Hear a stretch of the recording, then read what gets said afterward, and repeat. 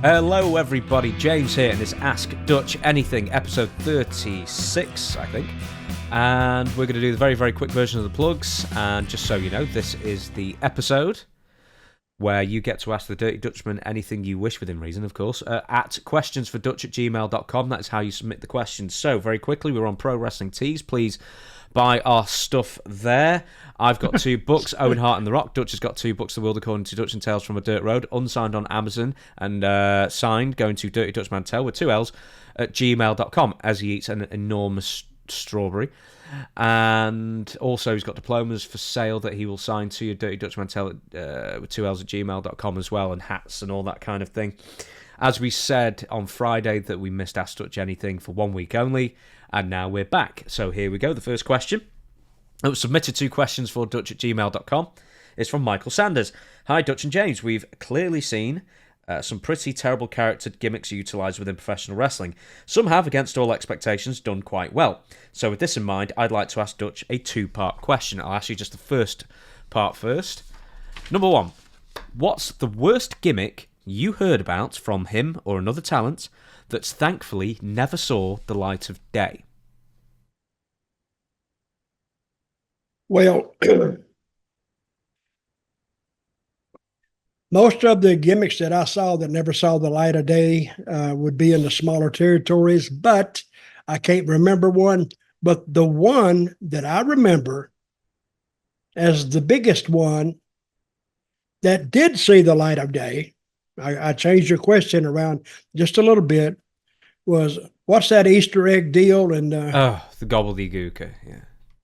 Hector Guerrero. Oh, my God.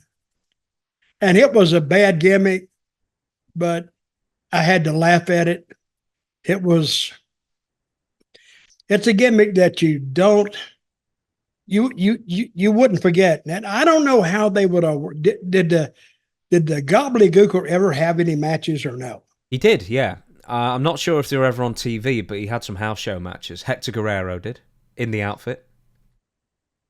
Yeah, Hector's a good guy. He would have done a good job with it, as any of those Guerrero boys would have done. They were all good guys.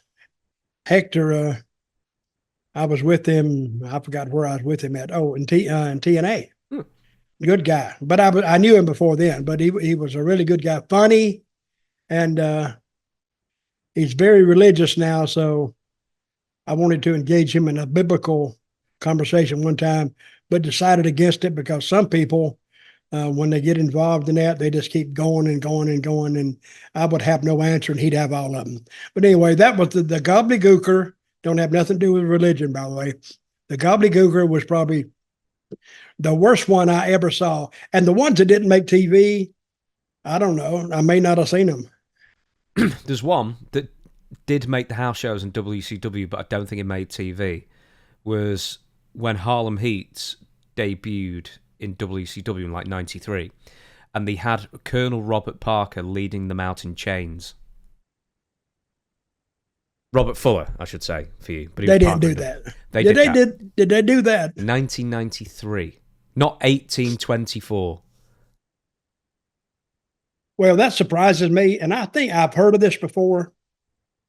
And Robert would have been the one to do with it because he was wearing that Southern plantation outfit, white, and wore a hat and like a little bow tie type deal. What surprises me is Booker went along with it. You know, a lot of the guys, they don't think that's entertaining, and I don't either. I don't know I don't even know who got it through, but that made TV. No, only made the house show loop, never made TV, I think. Well, that was the reason, because of this racism didn't come along yesterday. And they don't want to see it on TV. Do you know who the booker was? Or now. Who was the booker? Ole? It was somewhere between Ole Anderson and Bill Watts. So, oh God! So a couple of the usual suspects then, who you might think come up with that. Oh yeah, well I can see it, but anyway, but that was a bad angle. That really was.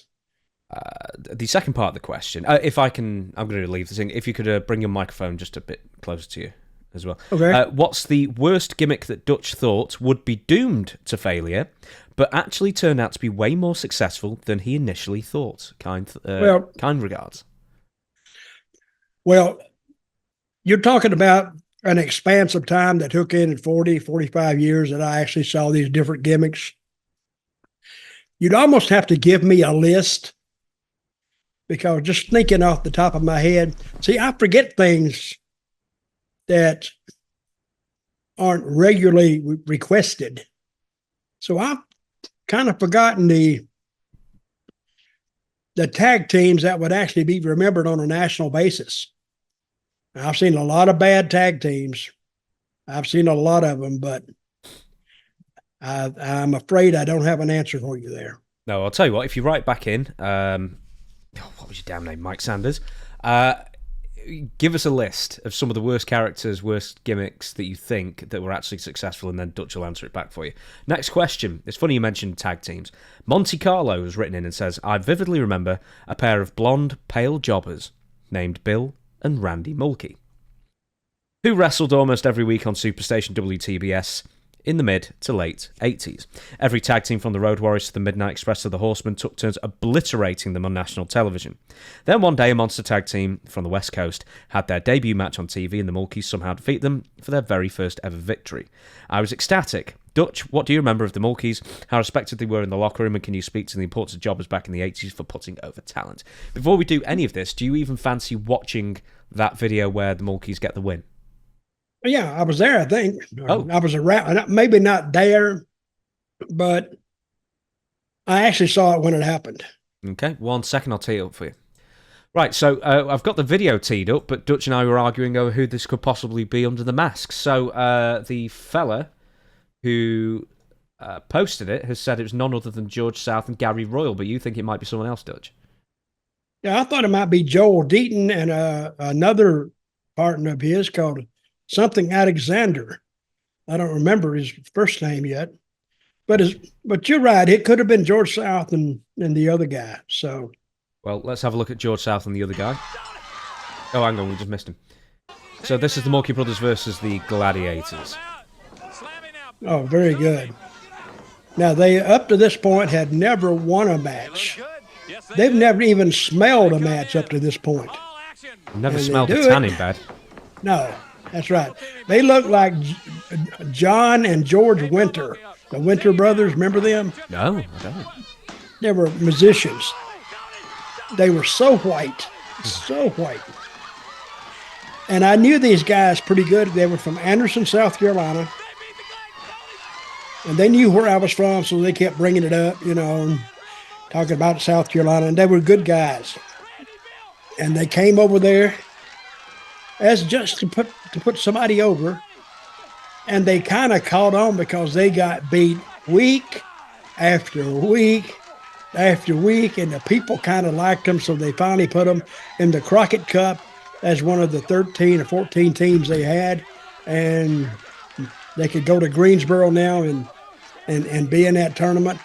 And I bet they got a pretty good crowd reaction when they appeared. Mm-hmm. See what they got to say. People, they like to see a loser win sometime. So Every he picks him up. Now, see, they didn't really win this. He just tripped over the guy, which was a good finish, and he fell down.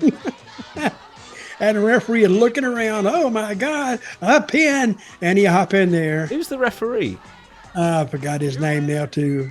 But here we go. Look at that. Look at those bodies. Oh, yeah, they don't man. even look like brothers, yet somehow they do. Oh, yeah. Well, they blonded their hair. They have never even walked by a gym. If they see the gym, and they'll just keep going down to the next little restaurant or something. But it didn't matter because the people liked them. They couldn't go too far in it, but they would give the people a little bit of hope that maybe these guys will win one day, and win one when it counts. So I would like to see their one-loss record. Somebody has it somewhere. What do you think that would be? Oh, in the thousands to, sorry, it'd be 0 to 1,000 or 1 to 1,000. Let's just listen. Hang on, this is Mulkey Mania, wasn't it? Yeah, right here now, we go. we just got our major break. And when we come to Baltimore, we want to see all the Mulkey sign because we're going to hit the town hot and heavy. Okay, Randy and Bill Mulkey and Mulkey Mania is coming to Baltimore in the tournament. They didn't have to take their tops off. Well, no one asked them to take their tops off there. Well, they did. But Didn't they just? Those might have been the days, but I guess the tanning beds were still coming into vogue. What year was that, you think? 86, something like that? Yeah, they were around, but they never decided to get into it. But they were kind of over on the you could take it. They was trying to build them a little bit because they had beat them so much. The people knew who they were. So give them a win, put them in this, and now we can see if we can get somebody to watch their matches against a team that just won't kill them. Which was good booking, I thought. So there's a lot of jobber questions or enhancement talent questions, excuse me. Marty from Tupelo, Mississippi, isn't it? Mm-hmm. I've just got MS. Anyway, not multiple That's the town Elvis is from. Oh, Tupelo, really? Well, not exactly in Tupelo, but right outside Tupelo. And also where there's mustard up the walls, as Lance said. He's associated with Tupelo, but that's Elvis's town. Hey, Dutch and James, long-time listener, but first-time asking a question. I've been a fan of Dutch throughout his career. I watched a lot of Memphis wrestling back in the day, and I loved every minute of it. Not all wrestlers made it to the top of the business and were relegated to a career of being an enhancement talent. One tag team that I saw for years in Memphis was Rough and Ready, an African-American team. They always took a beating and kept on going week after week. Does Dutch remember these guys, and can he maybe give a little insight on them, what it would have been like for guys like these that stayed in the same territories their whole career, and what kind of money they would have been making to keep them coming back, putting their bodies on the line for little pay? Rough and Ready was the African-American equivalent of the Mulkey Brothers in Atlanta. And I like these guys. And, of course, Memphis had really more of a reason to put the Rough and Ready in there because the black population around Memphis is pretty high. I would say between 50 and 60%. That's not their whole viewing range, but a lot of black people in that area. And they would go in there and they would bust their ass. They weren't very big. And they were really, really just talking to them in the back. I don't know them that well, but they always very friendly. And they just wanted to go in there and have a good match, no matter who it was with. And they loved when they had a match with Bobby Eaton, because Bobby Eaton would, they were like baby faces, the Rough and Ready. But Bobby Eaton would give them these high-ass moves that made them look great. He'd take a big backdrop and a double drop kick, and he'd do all that stuff with these guys because they could do it. So, and these guys could do all the moves. You just had to call it for them. But they were kind of over for a while, but you just can't keep beating somebody and expect to give them a reaction. I think they tried to do a swerve on them by doing the Mulkey angle, by putting them over.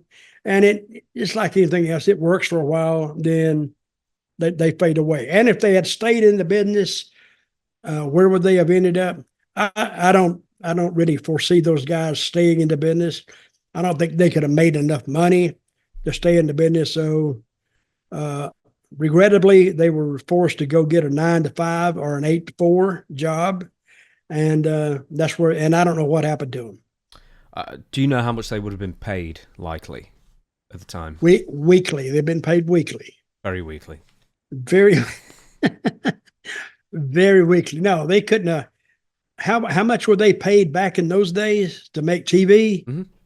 $25.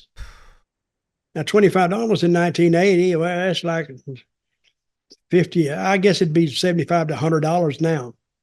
But, yeah, that won't go too far. Really. Did they ever do house shows? Did they ever get put on the weekly tours, or were they only for TV? Not very much. Every now and then, they would get put on a Memphis card, I think, or a Jackson card. they would send them to cards within, I'll say, 100 miles of Memphis. I was putting them in Nashville. It wouldn't have paid enough for them to go. Yeah, they wouldn't have made much money. So they made the right choice. Next question. Shane says, do you have any stories on Sir Oliver Humperdink? Matter of fact, I do. Have I ever told this story? Now, I'm asking you.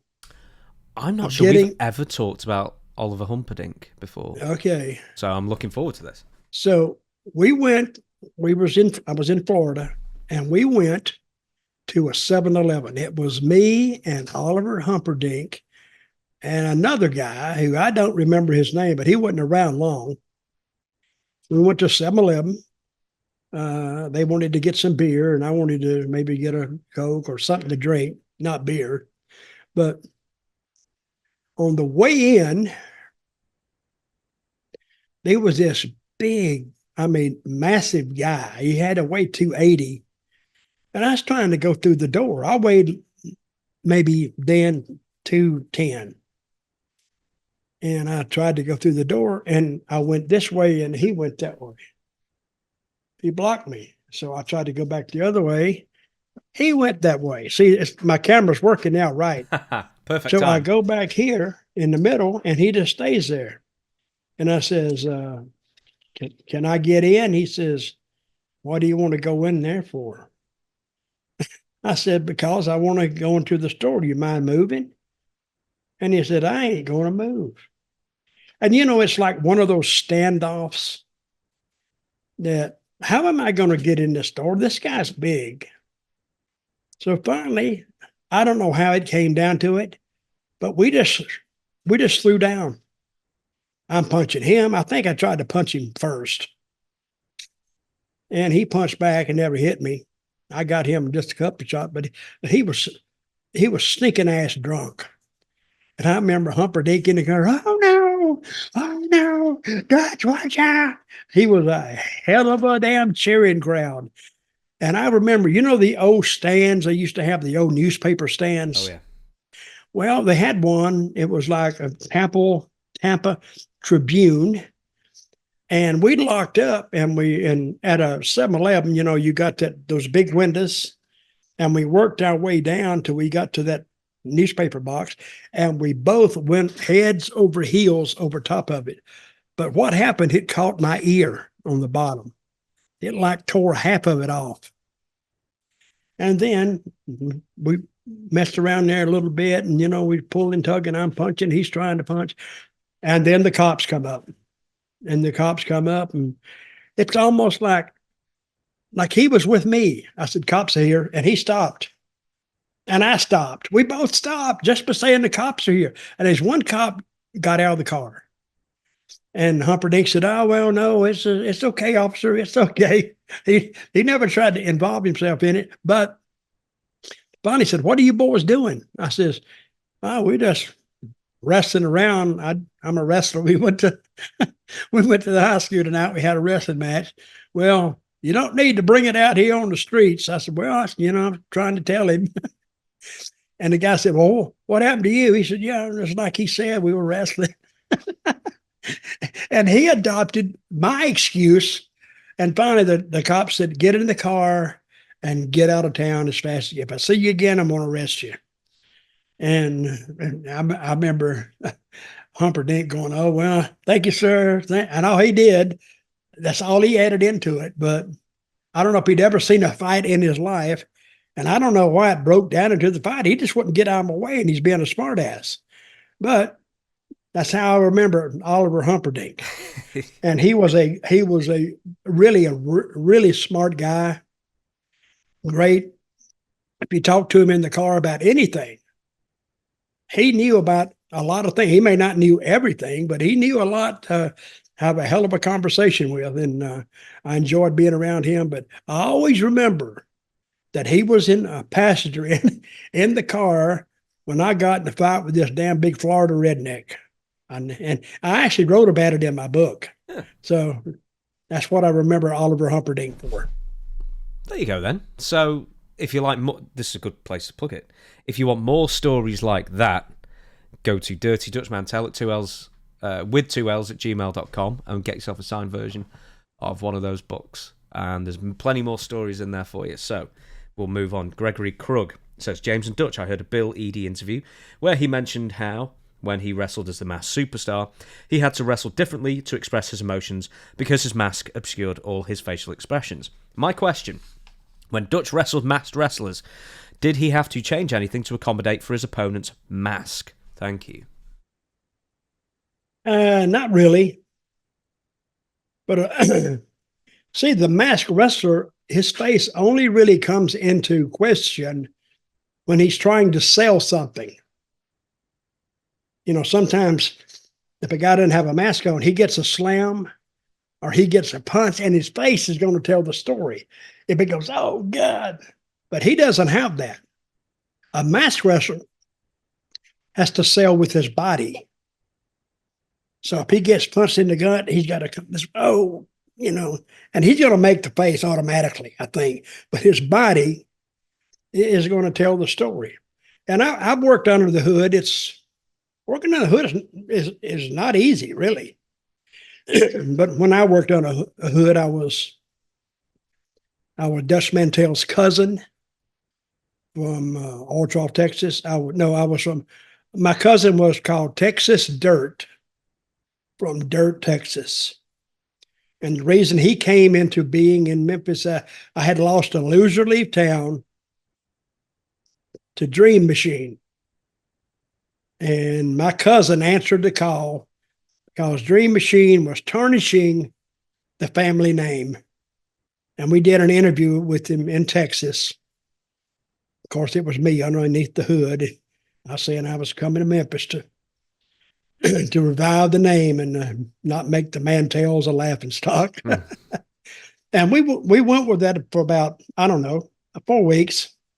And then finally I took the hood off and we were back to normal. I've seen the video where you would disappear. Didn't you disappear in a car and said, goodbye, everybody, I'm going now, or something like that? Yeah, I did that. That was when we, Texas Dirt drove up. I said, what was it? I drove up and Texas Dirt, I don't know, I forgot what it was. But we did it way out in the country in a cornfield. I remember that, hot as hell. But those are the things people remember. You remembered it. Now, you're thinking, what in the hell is Dutch doing out in the middle of a cornfield?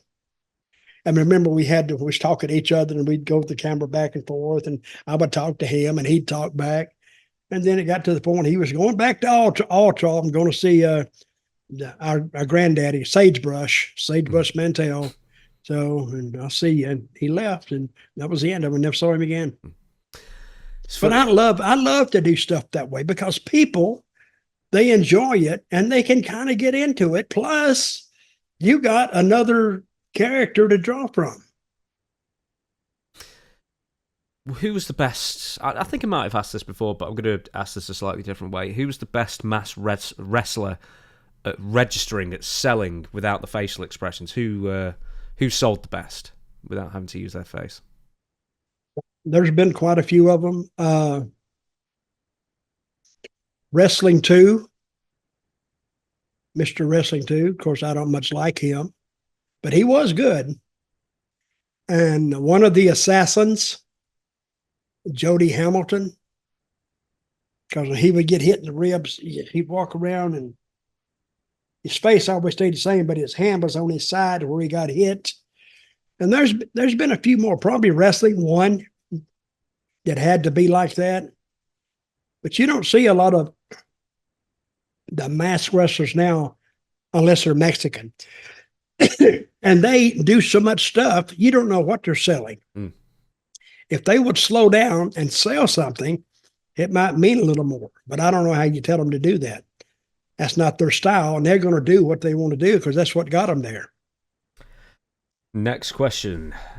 I've totally messed his name. I think it's Devin Thomas, Harrisburg, PA. Hey, Dutch and James, real quick, I have to tell you that Zeb Colter had my dad and I saying "We the People" as an in-joke for years, so thanks for giving us that. Regardless, I have a few questions for you about your time as Zeb. We've talked, and I've taken out one of the questions because we've already addressed it with Alberto Del Rio and how you got hooked up with him. But the second question was between Jack Swagger, Cesaro, and Del Rio. Who do you think had the most potential in the business, and did they squander it? I'd assume Cesaro, but I'd love to hear your thoughts on it. So there you go. Now he's saying, what is this guy's name? Devin Thomas. So he's saying that all three of them squandered something of their careers at one point. Do you agree? Well, you could actually say that for all of them, really. But I think my answer to this would be Del Rio. Del Rio was his own worst enemy. And getting with that girl, what was her name? Well, she's Saraya now, but Paige at the time. Oh, Paige. And she's Saraya now. Saraya, I'm sorry. And that's how it's Saraya. Anyway, I think that was his downfall right there. Because he was very, very jealous of her. And from what I've heard, she was very, very jealous of him. And they both like to drink. So put them together, two volatile personalities, and add some liquor in, and you had some problems. I think Del Rio had more of a future than Jack and Claudio, Cesaro in WWE, because, well, they just did. But I think Jack would have went a lot farther had I not gotten hurt. And when I started going to the ring with him, it took an element of his presentation away, and maybe he didn't ever recover from it, because I never recovered from it. But Del Rio, him being Hispanic, I mean, he had who is the Hispanic in WWE now? Well, there's loads, really. I mean, there's Damian Mysterio, Priest and Mysterio and Dominic Damian Mysterio, Priest, Carlito, all of the LWO, of course. Yeah, but at the time, they didn't have all that. And Del Rio, if he'd have straightened up and flown right, or flew right, as my grandmammy used to say, he could have done a hell of a lot more, because he spoke the language, and his family was in the business in Mexico for years and years and years. And he was a kind of a good talker, plus a great worker. He was good. But I would think of all the three of them, I think all three of them got hurt. I mean, professionally or in the business. But I think who got hurt the most was Del Rio. I think with the other two, Jack and Cesaro, you can say that was a booking thing. It was. But see, the booking thing, you're only going to get a booking thing if you show them something. Cesaro was a great worker, but they looked at him like he was flat. How do we make this guy a star? And nothing against him. He was great, but they didn't see it in him. And in Jack, they didn't see it either, because Jack has trouble doing an interview. And when they put me with him, that went out the window. And then you got to consider the time. It was like 2013, 2014. The Republicans were coming back. I forgot the name of the group they were trying to get. The Tea Party, I think, at the time. The Tea Party, and we were fitting into that. But I used to go out like The Rock went out on Raw in Philadelphia and attack the people. He went out there and he said, "This is the largest number of trailer park trash ever assembled in one building." And when you attack them, they're ready to go for you. And that's what I'd do. I'd go out and attack the people, and got a lot of response.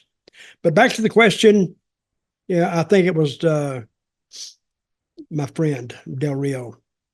Is it true that you pitched once to turn Cesaro into a James Bond-like character? Well, this was when they had nothing to do. They had nothing to do with him. They took him away from me and Jack and put him with Paul Heyman. And I asked why. They said, well, to get some heat on him. I says, I didn't say nothing, believe me. Because sometimes knowing too much will get you booted out the door. I wanted to say we could get heat on him now if you had any sense. But guess what? I zipped it up and says, hey, we could do something with him right now. And I said, why don't you do this? Why don't you make him a James Bond character, like a 007? And he would fit that. I don't know how they would have fit it in, but he would have kind of fit into that mode. But Jack and Cesaro were just getting their legs underneath them when they pulled us apart. That's what the bad thing about, you've heard me preach time and time again about patience. You got to have patience with these guys. You can't put them out there one day and expect the people to damn storm the gates. Or you can't put them out there 2 times and expect them to riot. Or you got to build it. And with those 2 teams, if I had Jack and Cesaro, I could have got some heat on them. Big time heat. But it would have been a slow process, more like the process of what Rock does and WWE does now. Because in going slow, you don't overrun where you should be, and you're always short of where you want to be. So you still got more to go. But if you run past that, you may have all damaged the angle beyond repair. So take your time with it. Be patient with it a little at a time, and we'll take it from there. They didn't seem to understand that. Or, well, I didn't expect them to understand it because, see, when you're talking to creative writers, they're not bookers. They just want to know something that they can get by this interview with. And that's what I dealt with them for. I tried to deal with some of the creative agents, but they had so much on them with Vince and all, they didn't want to hear it. With the Bond character, was it just to only get as far as the suit, or with the dicky bow and the tuxedo kind of thing, or did you actually lay out certain extra? No, I just said let's put him out. Let's figure out a way that he can be the James Bond character. Nothing else, drive up in one of those cars they would drive, and he'd get out and go into the building. If nothing else, show him a couple of times before he gets there. Now they're expecting this guy. Who is he? Then he goes to the ring, and his name is Bourne, James Bond. Well, it wouldn't be that, but it would be similar to that, and do something with him there. Ask me what, I don't know. It never got that far. Next question, John Zelensky. Hello, James and Dutch. Just recently started watching the podcast and absolutely loved the show. My question is, do you foresee a new type of dark supernatural character on the horizon in the wrestling world?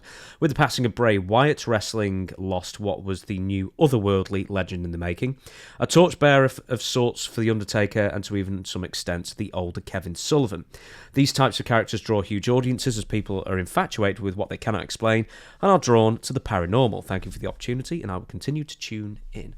So, Bray obviously can't do it now, but dark characters. Well, I think now is they want positive instead of negative. Negative can come in at any time. But right now, they want the people to be up with normal things, normal wrestling. And when they put a lot of time and effort into the Undertaker or the Bray Wyatt characters. I read the other day that the Undertaker thought that Brock Lesnar wasn't the ideal choice to beat him and break his record. Mm-hmm. He thought Bray Wyatt should have done it. And I'm thinking, I don't follow that at all. Because if I had to pick one or two, I would have picked Brock. But that whole Undertaker thing, it went for 20-something years, right? Oh, yeah. And it was kind of bought and sold for 20-something years. But I think if I was Vince, and I know Vince is weird, if I had had to do anything with Undertaker, I would have done anything else except break the record. That was a record that belonged to the fans. And now we see that he lost it to Brock Lesnar. How good did that do him when he broke it? I think people forget with Brock Lesnar was that he'd actually lost quite a lot in the run-up to that. Yeah, but I don't think it helped him. I think it helped Brock, but not nearly as much as it hindered The Undertaker in that sense. But I do think it helped Brock. That's what I'm saying. That's what I'm saying. It hurt Undertaker more than it helped Brock. Well, okay, here's a question then. So you don't think Bray Wyatt was the right person. You don't think Brock Lesnar was the right person. If Undertaker had to lose, it could be 10 years ago, it could be a couple of years ago when he last wrestled, I don't know, AJ Styles. Who's the person who you think would have benefited the most and deserved it the most? I don't think, I'm going to say it off the top of my head, I don't think anybody at that time. Brock was the number one guy, and it didn't help him because the people were disappointed when he lost. They will come, I've said this before, they'll come to see the babyface win. They don't like to come when the heel wins. They just don't like that. And Brock didn't have heat. It was more like, oh God, now, what do we do now? It's more like disillusionment, or they were confused on it. And we're not going to cheer him that because he has an 0-1 with Undertaker, but I do think that was a down point of WrestleMania. And it wasn't even a controversial finish. He just got beat. But they didn't want to see that record go away. Next question. Aaron Smith says, this seems to have gone under a lot of people's radars, but Uncle Howdy's been putting out promos on YouTube for months on the channel Dreadmare. Thought you all might be interested in looking into these because I haven't seen a whole lot of people reporting on them. Always a fan. I don't remember if we talked about this last week because I say my brain has smoothed over. What's the name of his podcast or whatever it is? A YouTube channel called Dreadmare, which I'm unfamiliar with. So apparently Dreadmare. So Uncle Howdy has been putting out, or someone has been putting out Uncle Howdy promos for months now. So did we talk about this last week with I think maybe. Yeah. You said you were going to have something on it or something? I don't have anything on it. Okay. I just Hey, I'm not a to me, angles like that are characters like that, like Undertaker, even Bray Wyatt and Howdy. They're gimmicks. Undertaker just happened to take over because of Vince. And don't forget, Vince was the reason WWE is in the position it is right now. Because he ran the company pretty good, even versus his extracurricular activities. But I don't think how he could hold the people's interest with those characters. I don't know how you tell a story with them. I mean, you can try to tell a story, but it is a story, but it's not a story. The only story that will work is he's got to have a conflict with another super being. And they never really had that long term. So I don't know what to do. But I loved Undertaker and Kane. I loved that as a kid. And that was sort of as close to... But, hey, what did they have? They had the family thing as well. Right. They had a story. So you can relate to it. Okay, if Kane had just shown up, and doing the fire and all, you go, what the hell? But he had a story that he was the brother of Undertaker. And now it's a family thing. It's a family tradition that they had extra powers and all. I can kind of see that. Had great matches, and you can kind of see it. I am your brother. We should have started off with that. That'd be cool. Right, we'll move on. Tim from Mobile, Alabama. Or it's Mobile, isn't it, how you pronounce it, I guess? Mobile. Wondering if Mr. Mantell had any good Gerald Brisco stories from the road. Loved the podcast. Now, I should briefly say that we have told the story a couple of times where he broke up the fight between you and Lars Anderson. So, other than that, do you have any good old Jerry Brisco stories? Well, did I tell the story about Ernie Ladd? And Jerry? Yeah. I don't think so, no. All right, settle down, kids. Pull up a chair, throw a log on the fire. Jerry and Jack Brisco were co-owners at Championship Wrestling from Florida. And one night we went to Jacksonville, and I went with Ernie. Because Ernie liked me, and he would take a little Cessna plane, and he would contract that to fly him to Jacksonville because he didn't want to ride 250 miles or 260 miles on a Thursday, and I didn't either. So sometimes he would let me fly for $25. Sometimes he would let me fly for $0. But he liked to talk to me, and he enjoyed, our conversation.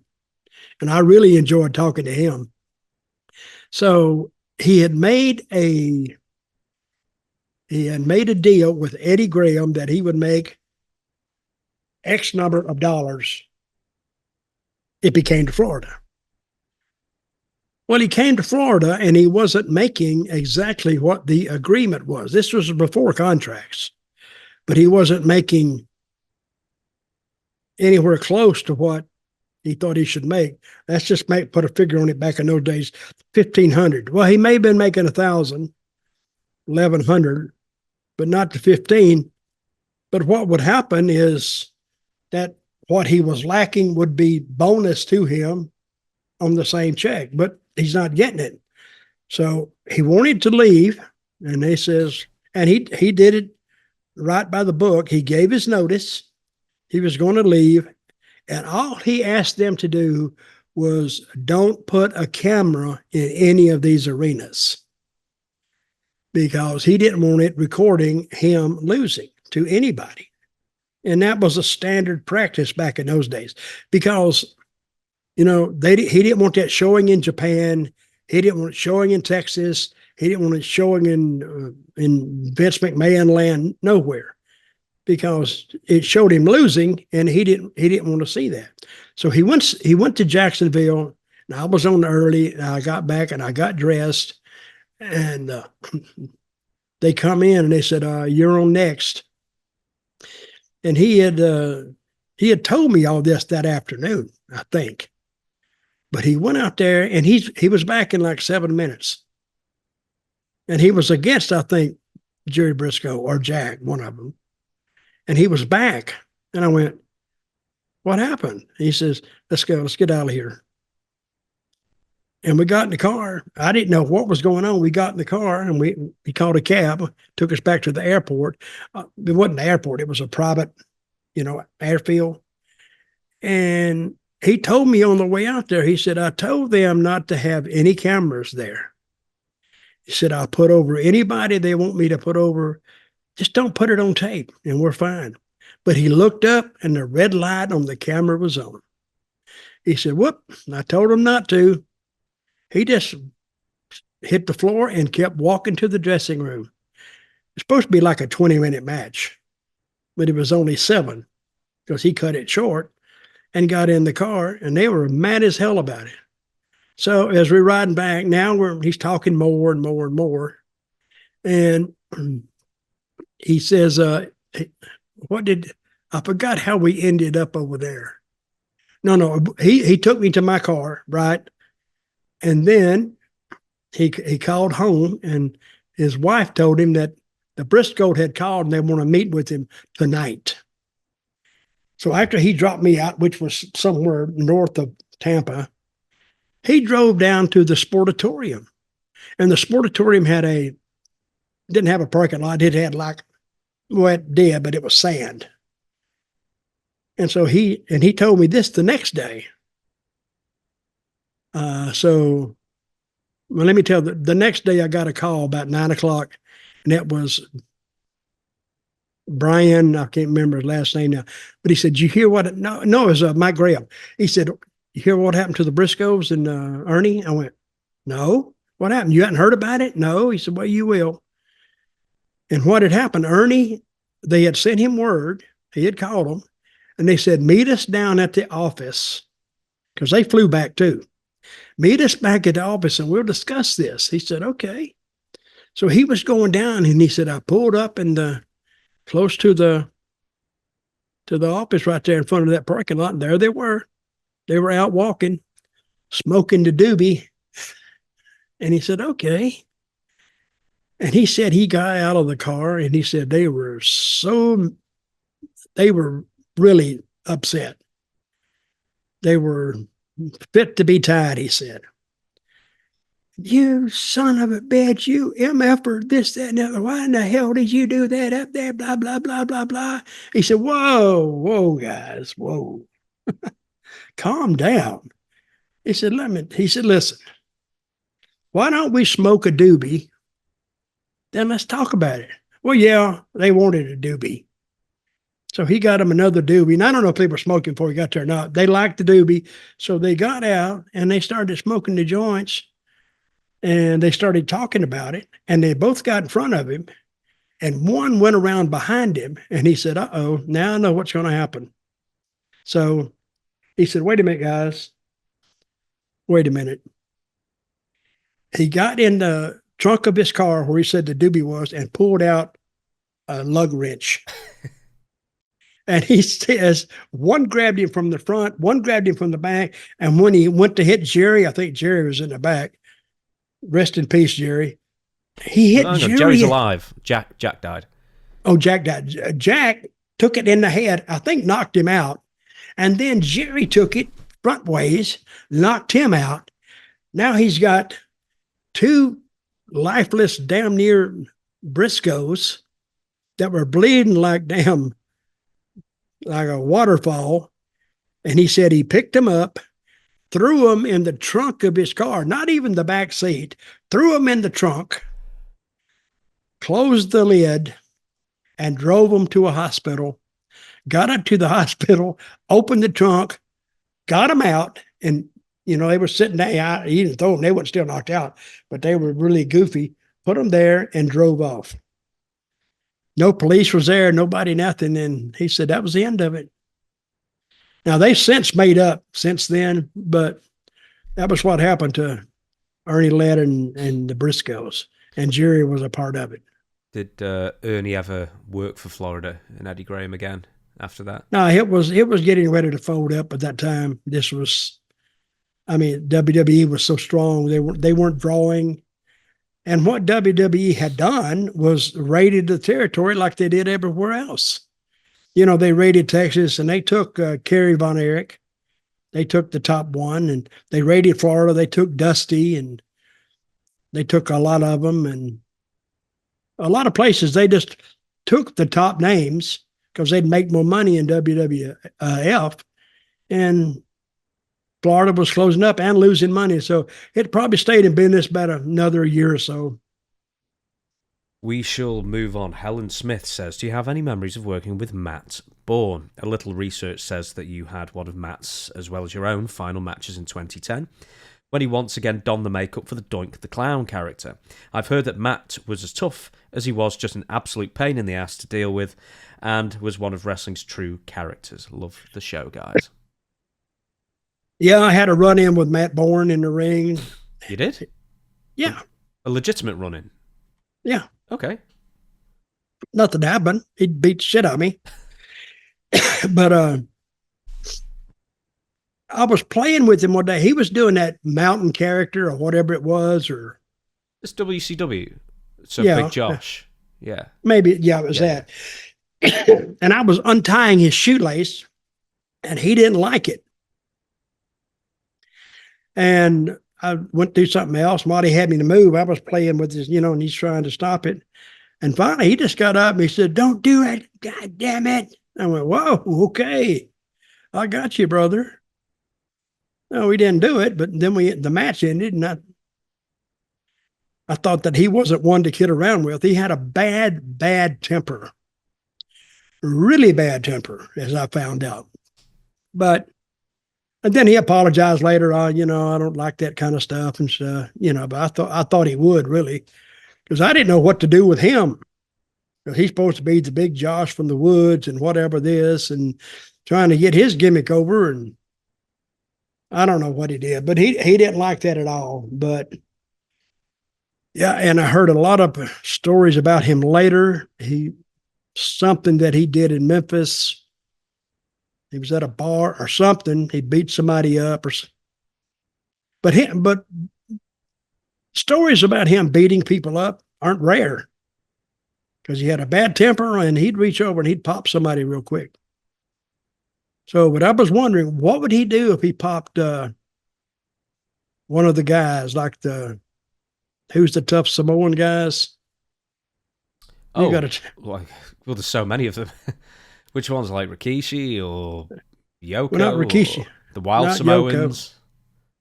No, not them. It was another one. Another two, I think. Oh, God.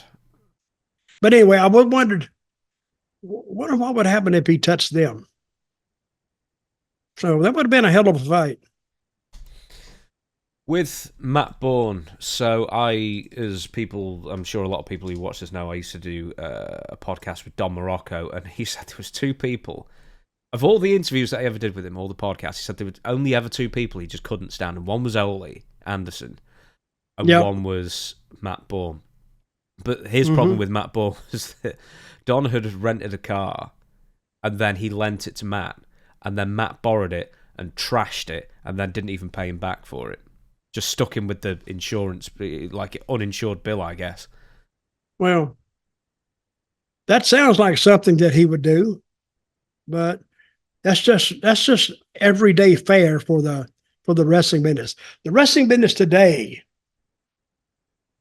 is now beyond that, I would hope, because WWE, you got to sign a 3-year contract with them to work there. Before, no, you could just come in on a handshake. And guess what WWE could do with it? They could just all of a sudden let you go. No 2 weeks, no nothing. Just say, well, we're not booking you anymore. Sorry. And they'd get out of it. So I can't remember the other two, but they were really, one of them went in a bar in Nashville and cleaned the whole bar out.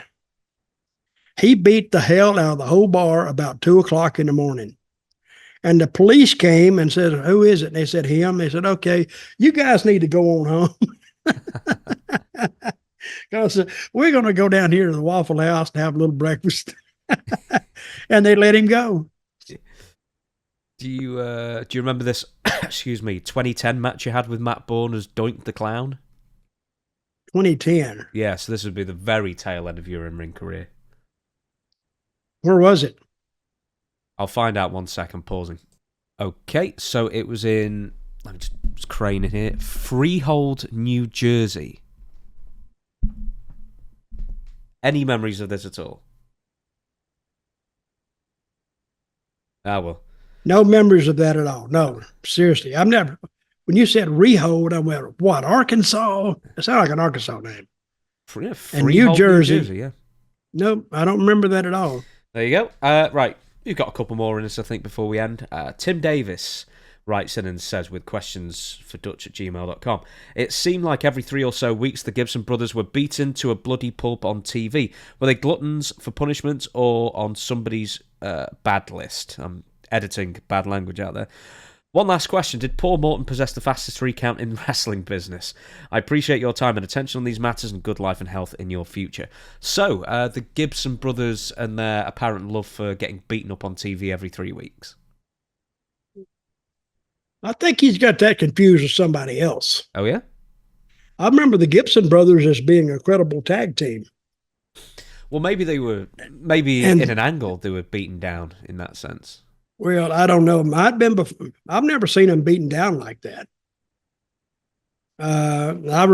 And Ricky died, I don't know, before 1980, I know. I think, no, didn't he? He retired around then, but I think he died a bit later. When's his last match? 82, I think. Yeah, he was in Jarrett's promotion in 1982, and then I don't know when he died. Oh, I'm sorry. He died in 2006 of a heart attack. Mm-hmm. So there you go. He retired in 50 Well, I don't remember them getting beat down. I remember them because they were too good. They were really good in the ring. If you want somebody to beat down, get rough and ready. I mean, because, they are what they were. And Rick and Robert, they could do some really good stuff.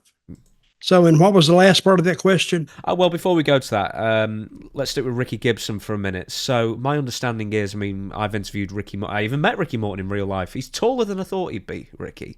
I thought he'd be like 5'8". He's more like 5'10".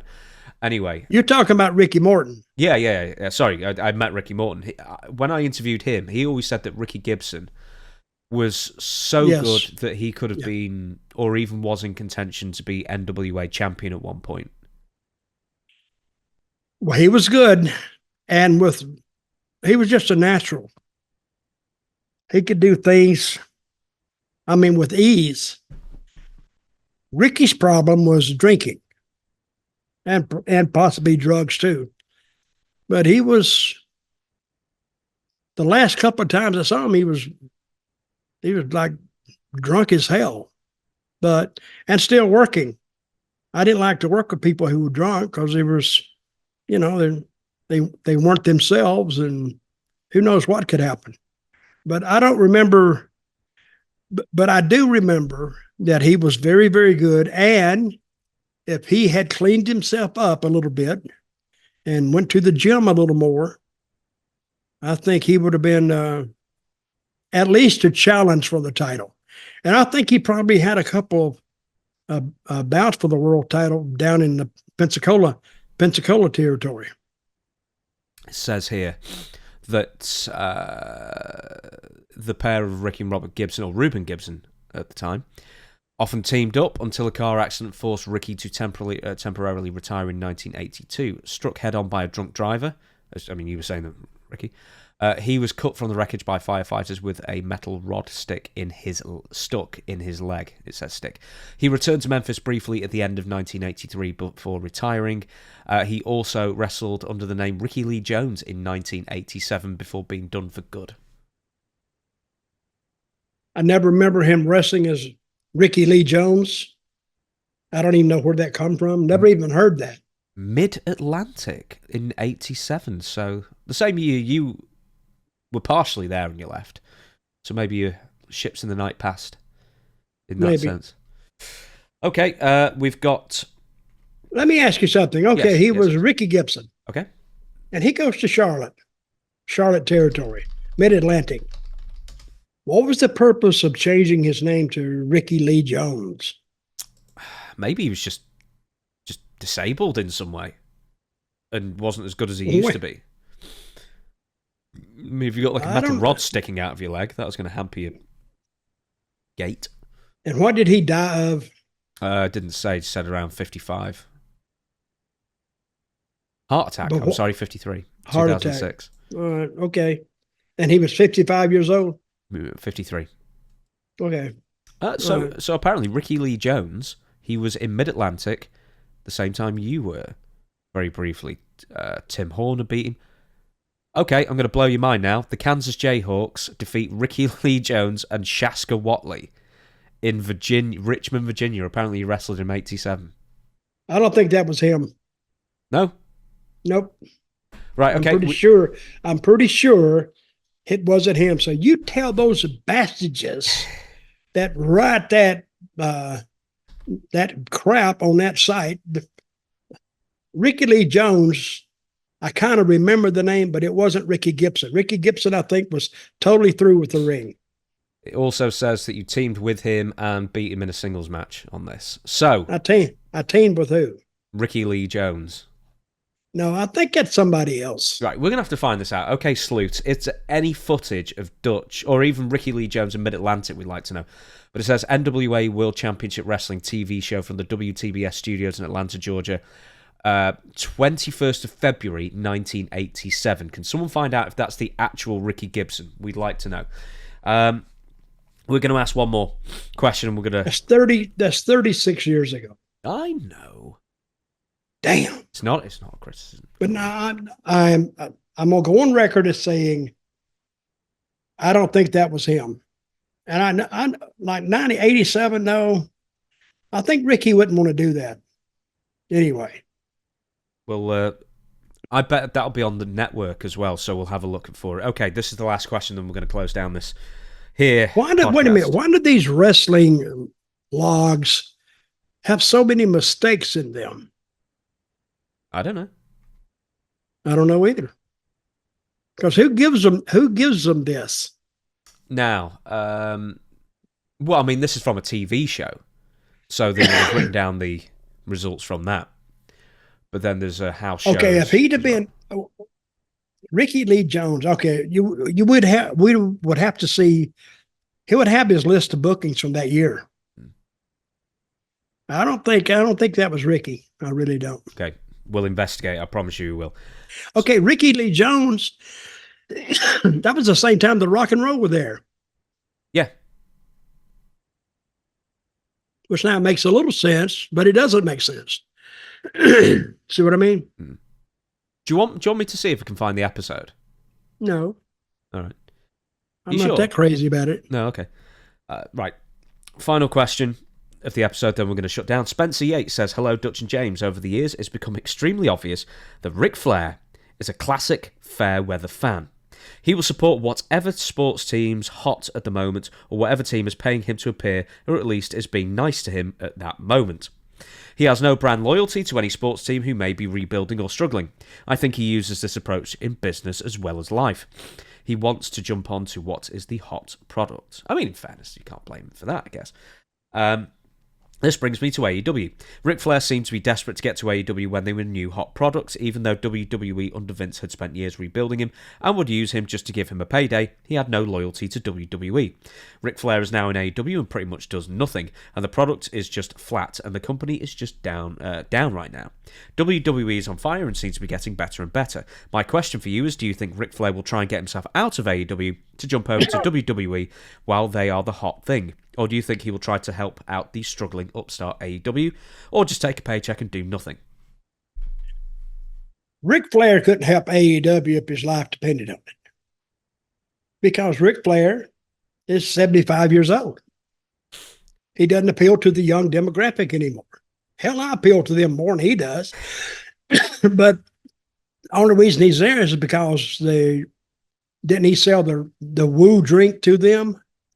Yes, so I mean, he and basically I got think that for they free. pick up his salary, Yeah, and he just got to be around. Actually, excuse me, if he don't want to do something, he can just tell them, "No, I'm not doing it." So it's not like they're his boss. The Woo Drink Company is his boss, and all they do is show their ad and pay Rick. So whatever that is, and I haven't seen him in months. no, Sting. He was hanging about Sting, and now Sting's retired. He's retired again, I guess. He's not been seen. Yep. Well, I thought did he get used in that last match?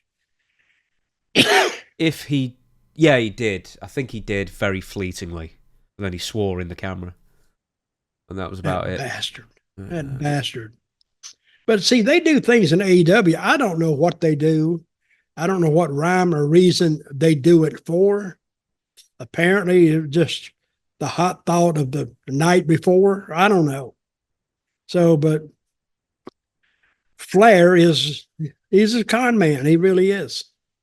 I've had my dealings with him. I had one in Puerto Rico with him. That was with David Flair, wasn't it?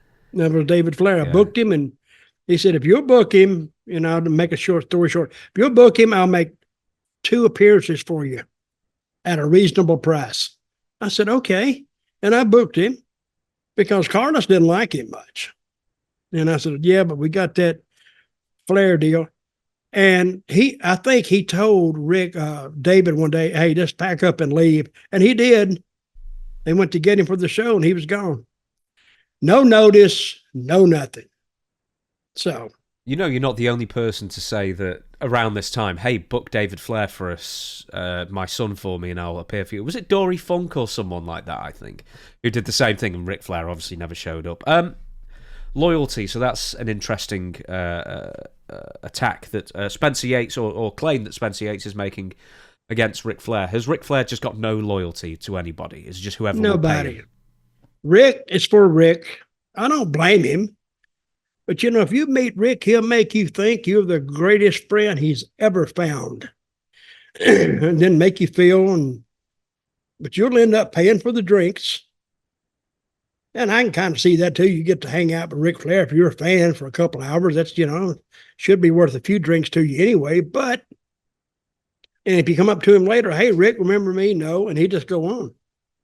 He's very, very rude when he doesn't want to participate in a conversation. I've seen him do it. But I've seen him do it in the dressing room too.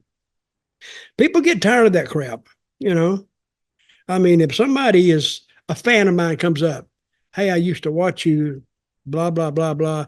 Thank you very much, blah. And I remember this one match, even a match I don't remember. I said, oh, yeah, I remember that one. That was a tough. But you got to make them feel as though, you recognize and appreciate the contribution they've made towards your career. They bought a ticket. What else I expect them to do? Cut my grass? But it's very easy to say, thank you very much, and I hope you enjoyed it. Oh, I did. And talk to them like, like a person, and they remember that. But Rick, he would go on some of us bullshit and just cut them off and walk away. Well, that's the feeling he leaves them with. He left them and just standing there like a jack off, and they will always remember that. But if you're friendly to them, make them feel like they're part of the club, if only for 30 seconds or a minute, because you don't have a lot of time anyway, they'll remember that. Do you, there's two things I'll mention. Do you remember there was a quote that I gave you like a year or so ago, and Ric Flair said he only had 3 real friends, Conrad Thompson, Vince McMahon, and Hulk Hogan. And he said because those 3 will give him money and never ask for it back. Well, they'd be my best friends too. I said, hey, let me look at my friends list, see if it's gone down. Conrad, Vince, and Hulk Hogan. Hey, well, Vince is rich at the moment. Oh, yeah. He's got another 311 million. Vince likes him. Hmm. And who was the other one? Conrad Thompson and Hulk Hogan. Conrad Thompson, yeah. And Conrad, he married his daughter, so that's his father-in-law. Hmm. And Vince and Hulk Hogan. Vince, I don't know, would be so, I don't know if Vince would be so obliging. Or even Hulk now. When did he say this? Oh, this was before the Vince, this is before the, probably before the NDA thing came out. I'm not absolutely sure, but I think it probably was. Well, it was definitely before the Janelle Grant thing came out. There was one more thing I was going to bring. Oh, yeah, there was the other story as well. Speaking about Rick and money, it's stories that I've heard before. I didn't hear it at WrestleCon when I was there. But Ric Flair, when he sees that he's got a very, very long line at one of these conventions, all of a sudden his signature will be worth $50. Let's say it starts off at $50, and all of a sudden it goes up to $60, then it goes up to $80, then it goes up to $100. And he'll just essentially charge whatever he thinks he can. And he's not the only wrestler to do that, but Rick is well-known. Does he advertise $50 or $60 or $70 or $80? What does he advertise? I think it's one of those things where, because I've heard this before, people send him pre-orders for a certain price and then he won't give it unless they pay the rest. That's not right. See, that just shows you what kind of damn carny environment he was brought up in. Just do what you want to do whenever you want to do it, and screw them if they don't like it. And with Vince now, screw them if they don't like it. Has more meaning, because hell, he could be dead tomorrow. So what difference does it make? If they're willing to pay it, I'm willing to take it. So, but I wouldn't do that. I've actually had people come up there and they didn't have the money, and I would just give it to them. You know how much an 8x10 cost? Nothing, almost. Nothing. About 50 cents, 60 cents maybe. It's your autograph that's worth something. So you own that, so just give it to them. If they can get some money out of it, fine. I don't care. But and a lot of people, see, people I see, and I've said something about this a couple of weeks ago, guys on the streets, homeless, begging for money, The old saying, there but for the grace of God go I. It could be me sitting there. I hope not, but it could have been. And these guys had a lot of, so if you got, a lot of them are homeless vets, and I've said this before, if you got a few dollars, guys, people, just help them out just a little bit, because he will appreciate it. It doesn't hurt you that much. You don't even have to know him, just help him out. And he'll say thank you, because some of those people on the street are the nicest people in the world. I've heard of one guy, he was starving. A guy got him something to eat, and another homeless guy come up and sat down beside him, and he gave half his food to the other guy because he's hungry too, which to me is the way to share it. But they can do what they want to do. But let's help out when we can. Flair, on the other hand, he's above that. He wouldn't do that. There we go. Yeah, exactly. Help out when you can, and that's a nice message to leave this podcast on. So, for now, thank you everybody for watching. We'll be back on Friday for Story Time with Dutch Mantell, the regular episode. This is a good one. Do you know, I think this was a really good one. I really liked every answer as well. We need to find out the Ricky Gibson thing, though. That's going to bug me. It won't bug you, but it'll bug me. Oh, it's bugging me right now. Is it really? I think Ricky Lee Jones rings a bell. If I knew if I knew Robert's phone number, I would call him up. I may call Ricky Morton and ask him. Okay. I'll do you one better. Just give me 1 minute. I'm going to find out. So, after we actually found the episode, look at this. It is indeed Ricky Gibson as Ricky Lee Jones, and you are teaming with him. So you just no memory of this at all? Brother, no, I have no memory of it. He wasn't there long. Oh, no, he wasn't there long. Not that would have mattered, but since I didn't wrestle him, there's Brad. He's gone. Ricky's gone. That's not Brad, wait a minute. I'm over there by myself. Where's Jaggers is not there? Here we go. No, I think it's just because Bob's there. So there you go. That's you never see that. You never see that again. Look at there.